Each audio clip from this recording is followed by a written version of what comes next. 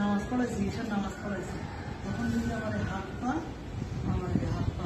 মসজিদ জিম্মাদারি করেন?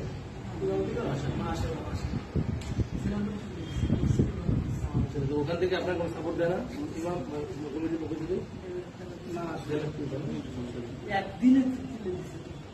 আর বলছে আপনি যান, আপনার তো লং প্রসেস, ছুটি দিলাম, আর টাকা পয়সা যান আসবে, আপনার লাগবে ভালো সেই টাকা দিয়ে জেলা পরিষদে তো ভালো এরিয়া ভালো।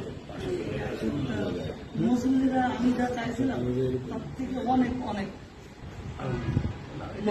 আপনি যে ভালো মানুষ আন্তরিকতার সাথে কাজ করেন মসজিদে, তার প্রমাণ যে মসজিদ মুসলিম আপনার পাশে দাঁড়াচ্ছে, ছুটি দিয়েছে, সারা শুরু দিতে হবে। 6 মাসের